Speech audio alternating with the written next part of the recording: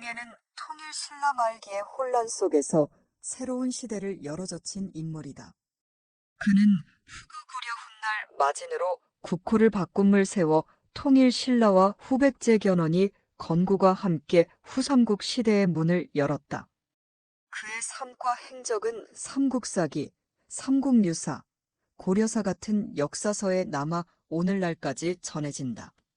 후대의 사람들은 궁예를 미륵불의 화신이라 자칭한 과대망상적 군주 그리고 잔혹한 폭군으로 기억한다. 하지만 이런 이미지 대부분은 그를 몰아내고 새 왕조를 세운 고려 측이 남긴 기록에서 비롯된 것으로 고지곳대로 믿기는 어렵다. 그보다는 부패한 신라의 지도층에 맞서 독자적인 세력을 키워냈고 나아가 고려라는 새로운 국가가 탄생할 수 있는 토대를 닦았다는 점에서 오히려 의미를 부여할 수 있다. 궁예의 출생은 이미 전설처럼 신비롭고 비극적으로 시작된다. 그는 신라의 47대 헌안왕 또는 48대 경문왕의 아들로 전해진다. 삼국사기 열전에는 그의 탄생 이야기가 이렇게 기록돼 있다. 5월 5일 궁예는 외가에서 태어났다. 그 순간 지붕 위에 하얀빛 무지개 같은 기운이 피어올라 하늘까지 닿았다. 이를 본 일광관상가의 아래였다. 이 아이는 단오일에 태어났고 몸에서 비범한 기운이 느껴집니다.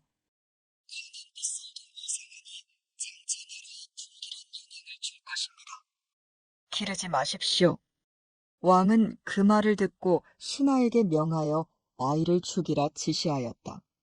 사자가 찾아와 아기를 강보에서 꺼내 다락 밑으로 내던졌다. 그러나 아이를 몰래 받으려던 유모가 실수로 손끝으로 아이의 눈을 찔렀고 결국 한쪽 눈이 멀게 되었다. 삼국사기 권오십 열전 권십 궁예.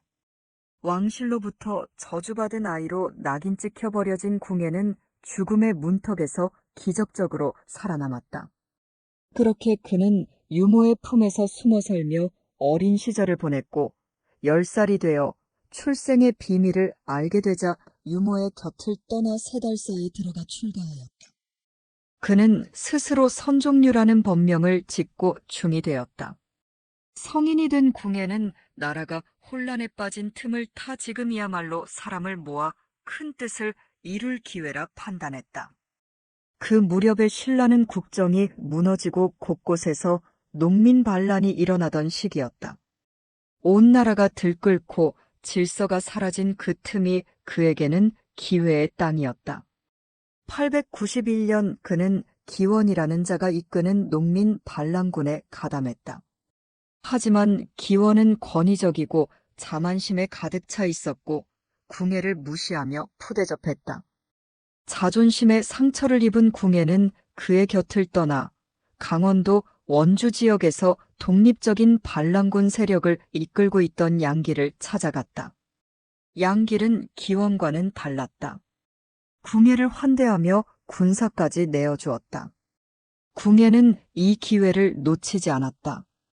895년 그는 치악산 자락의 성남사를 근거지로 삼아 독립적인 군영을 세우고 자신의 이름을 내건 세력 확장에 나섰다. 이제 그는 하나의 수도승이 아니라 혼란한 시대를 뚫고 일어서는 혁명의 지도자였다. 스스로 나라를 세우고 미륵불이 되다. 신라와의 전투에서 연이어 승리를 거두며 궁예의 군세는 점차 팽창했다.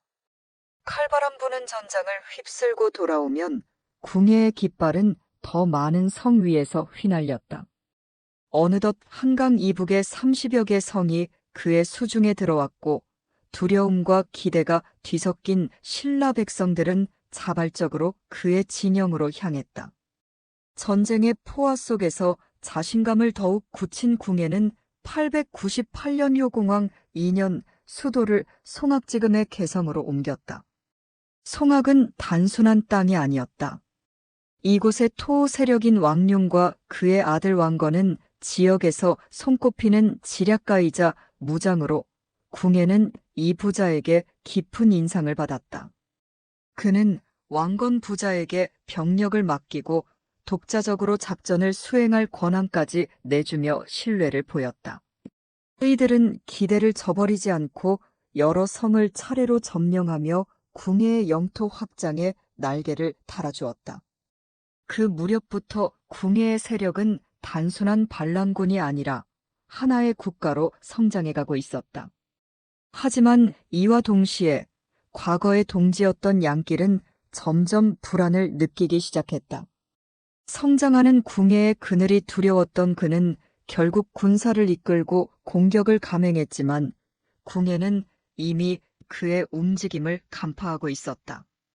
양길의 공격은 보기 좋게 무너졌고 패배한 양길의 땅마저 궁예의 품으로 흡수되었다. 이로써 궁예가 다스리는 땅은 지금의 강원도, 경기도, 황해도, 충청북도를 포괄하는 광대한 영토로 확장되었다.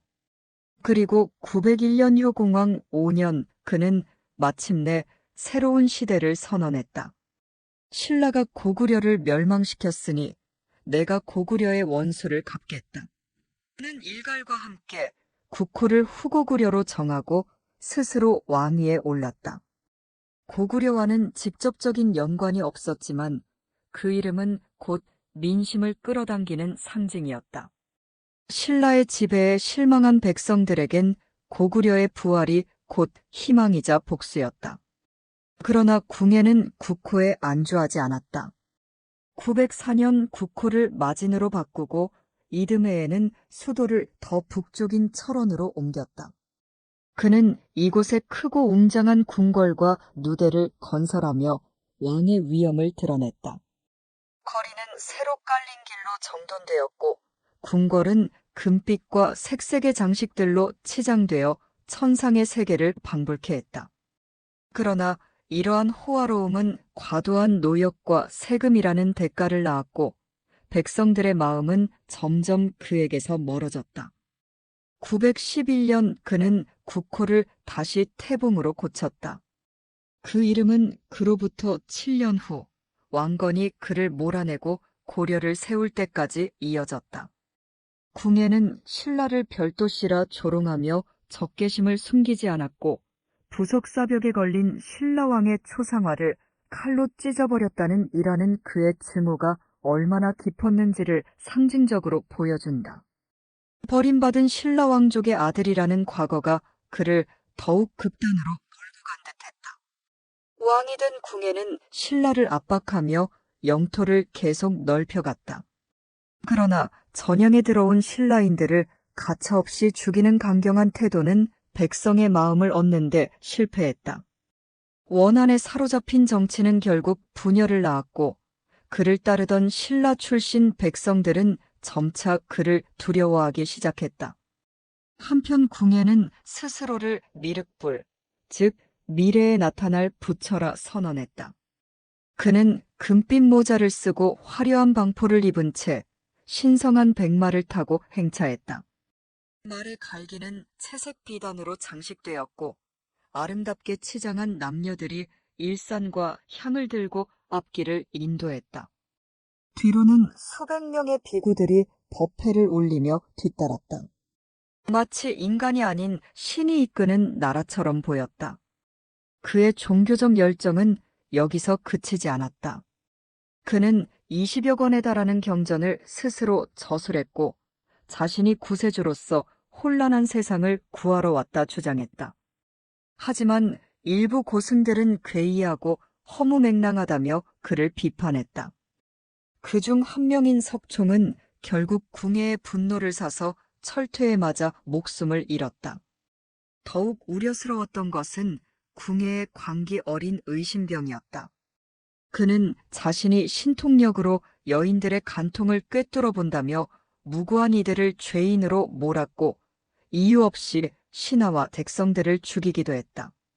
점차 궁예의 주변은 피로 물들어갔고 백성들의 눈엔 왕이 아닌 폭군으로 보이기 시작했다. 고려 건국의 바탕을 닦은 태봉. 궁예가 세운 태봉은 한때 삼한의 3분의 1을 거느리는 대국이었다. 그러나 그가 꿈꿨던 미륵의 세계는 결국 실현되지 못했다. 오히려 가장 가까웠던 이 왕건에게 배신당해 모든 것을 잃었다. 왕건은 오랜 세월 궁예를 도와 전장을 누볐고 가장 믿음직한 장수로 여겨졌다. 궁예는 그에게 지나치게 많은 권한을 내주었고 왕건은 궁예의 실정을 가까이에서 지켜보며 차츰 마음을 굳혔다. 그리고 918년 마침내 태봉을 뒤엎고 고려 왕조의 창건자로 나섰다. 왕건은 송악을 개경으로 삼고 평양을 서경으로 정했다. 그는 검소했고 인자했으며 백성의 삶을 안정시키는 데 주력했다. 궁예가 남긴 폐허 위에 왕건은 새로운 나라의 초석을 다져나가기 시작했다. 조선 초기에 편찬된 역사서 고려사는 고려를 세운 태조왕건이 내린 조서를 이렇게 전하고 있다. 이전 임금 궁예는 나라가 어지러울 때 일어나 도적 무리를 진압하고 차츰 영토를 넓혀갔다. 그러나 온 나라를 하나로 통일하기도 전에 그는 도끼서린 폭력으로 백성들을 억눌렀고 간사한 행위를 고결한 도덕이라 여겼으며 위협과 모욕을 정치를 위한 수단으로 삼았다. 백성들은 끝없는 부역에 시달리고 무거운 세금에 짓눌려 하나둘 떠나갔고 땅은 버려진 채 황폐해졌다. 하지만 궁예는 그러한 현실을 외면한 채 엄청난 궁전을 짓고 법도를 어기며 사치와 허세로 치장했다. 이로 인해 더 많은 백성이 고통 속에 신음했다. 그는 제멋대로 연호를 만들어 스스로를 왕이라 칭하고 심지어는 아내와 자식을 죽이는 극악무도한 짓도 서슴지 않았다. 산자나 죽은 자 할 것 없이 원한을 품게 만든 죄악은 하늘도 땅도 용납하지 않았다. 결국 그는 스스로의 탐욕과 폭정으로 인해 왕좌에서 쫓겨났다. 이 일을 어찌 깊이 새기지 않을 수 있으랴. 이처럼 조선과 고려시대의 역사서는 하나같이 궁예를 폭군으로 그렸다. 그러나 안정복은 그의 역사서 동사강목에서 좀 더 깊은 시선을 보인다. 그는 왕건이 고려를 세운 과정에 안타까움을 담아 이렇게 적었다. 태조왕건은 처음부터 궁예의 신하였던 것도 아니요 신라 말기의 백성으로서 혼란한 시대에 어쩌다 그와 인연이 닿았을 뿐이었다. 궁예가 한창 포악함을 더해가던 시절 백성들은 그를 원망했고 하늘마저도 등을 돌렸다. 이미 왕건은 여러 차례 금성을 정벌해 위엄과 덕망을 쌓았고 민심을 얻고 있었다. 이때야말로 궁예의 죄악을 드러내고 신라 왕실과 힘을 합쳐 북을 치며 정당한 명분으로 새 나라를 세웠다면 그의 왕위는 더욱 떳떳하고 의로웠을 것이다. 그러나 그는 어두운 밤중에 은밀히 거사를 일으켜 허둥지둥 왕위에 올랐다. 그 모습은 후세의 구실거리를 남긴 채 초라하게 기록되었으니 참으로 안타까운 일이다. 안정복은 궁예의 폭정을 분명히 인정하면서도 왕건이 더 정당한 방식으로 권력을 잡았어야 했다고 아쉬움을 표현한다. 궁예가 타도되어 마땅한 인물이었더라도 그것이 정당하게 이루어졌는지는 또 다른 문제였던 것이다. 그러나 분명한 사실 하나는 남는다. 궁예가 없었다면 왕건 혼자서 고려를 세우기는 쉽지 않았을 것이다. 그의 세력이 기반이 되어 왕건이 그 위에 새로운 나라를 세웠다는 점은 부인할 수 없다. 최근에는 DMZ 인근에 남아있는 태봉의 옛 도성, 즉 궁예도성에 대한 관심이 커지고 있다. 세월의 풍파를 견디며 남겨진 성터는 마치 침묵 속에서 과거를 속삭이는 듯하다. 만약 이 유적지를 제대로 발굴해낸다면 우리가 알지 못했던 태봉의 진짜 모습, 그리고 궁예라는 인물의 진실에 조금 더 가까워질 수 있을지도 모른다. 궁예와 그가 세운 태봉은 신라나 고려에 비해 짧은 역사를 가졌고 승자의 기록 속에서 철저히 왜곡되어 왔다. 그러나 역사는 승자의 입장만으로는 완성되지 않는다. 이제는 보다 넓고 담대한 시선으로 진실을 들여다보아야 할 때다.